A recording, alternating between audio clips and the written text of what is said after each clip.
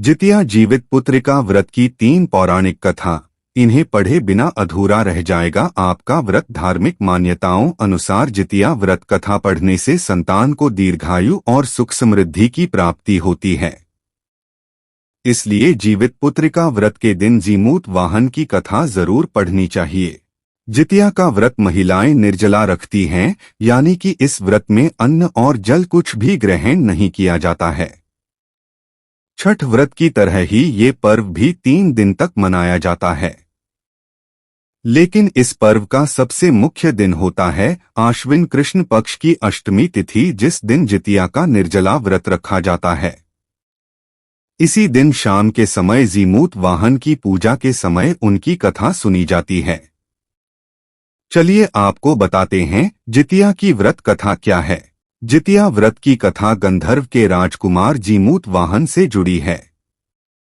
वृद्धावस्था में जीमूत वाहन जी के पिता अपना सारा राजपाट सौंपकर वानप्रस्थ आश्रम चले जाते हैं, लेकिन जीमूत की राजा बनने में कोई दिलचस्पी नहीं थी।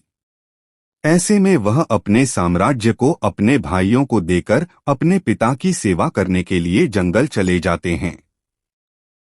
जंगल में मलयवती नाम की एक राजकन्या से उनका विवाह हो जाता है।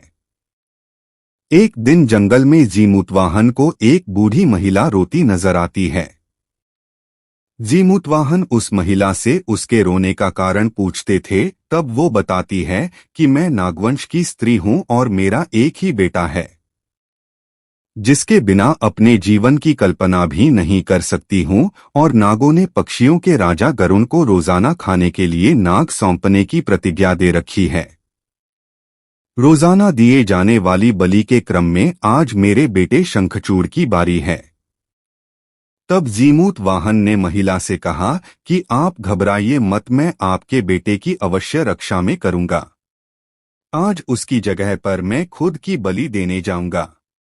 इसके बाद जीमूत वाहन ने शंखचूड़ से लाल कपड़ा लिया और बलि देने के लिए शिला पर लेट गए। इसके बाद जब गरुण आए तो वो लाल ढके कपड़े में जीमूत वाहन को दबाकर पहाड़ की ऊंचाई पर ले गए। अपनी चोंच में दबे जीव को रोता देखकर गरुण हैरान हो गए। तब गरुड़ ने जीमूत वाहन से पूछा कि आप कौन हैं? जीमूत वाहन ने उन्हें सारी बात बता दी। गरुड़ जीमूत वाहन की बहादुरी से बेहद प्रसन्न हुए और तब उन्होंने उन्हें जीवनदान तो दिया ही, साथ ही आगे से नागों की बलि न लेने की भी प्रतिज्ञा ली। कहते हैं इसी के बाद से बेटे की रक्षा के लिए जीमूत वाहन की पूजा करने की परंपरा शुरू हुई। दूसरी कथा चिल्हो सियारों की कथा। एक समय की बात है, एक चील और एक सियारन नर्मदा नदी के पास एक जंगल में रहा करते थे। दोनों ने वहां कुछ महिलाओं को व्रत पूजन करते देगा और खुद भी ये व्रत रखने का संकल्प लिया। इस उपवास के दौरान सियारन को भूख बर्दाश्त नहीं हुई, इसलिए उसने चुपके से भोजन कर लिया। दूसरी ओर चील ने विधि विधान इस व्रत को पूरा किया।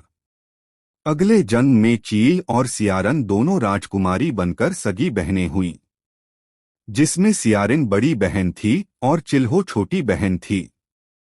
दोनों बहनों की शादी हो गई, लेकिन सियारिन रानी के जो भी बच्चे होते वे मर जाते, जबकि चिल्हो के बच्चे स्वस्थ रहते। सियारिन को इससे जलन होने लगी।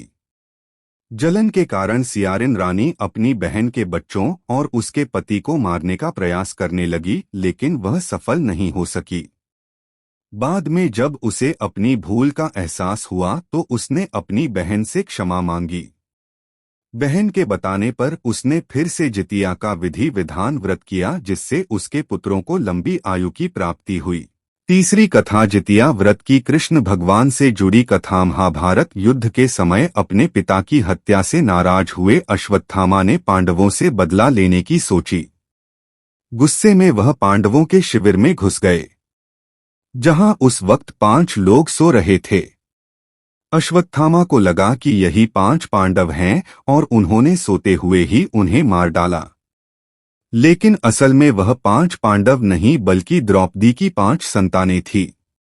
जब अर्जुन को ये बात पता चली तो उन्होंने अश्वत्थामा को बंदी बनाकर उनकी दिव्यमणि छीन ली।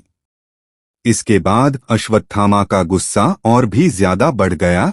तब उन्होंने बदला लेते हुए अर्जुन के पुत्र अभिमन्यु की पत्नी उत्तरा के गर्भ में पल रहे बच्चे को उनकी गर्भ में ही नष्ट कर दिया। लेकिन भगवान कृष्ण ने अपने पुण्य का फल उत्तरा की मृत संतान को देकर उसे फिर से जीवित कर दिया। इस तरह मरकर पुनः जीवित होने की वजह से ही इस बच्चे का जीवित पुत्रिका रखा गया। कहते हैं उसी समय से बच्चों की लंबी उम्र की कामना करते हुए जितिया का व्रत रखे जाने की परंपरा शुरू हो गई।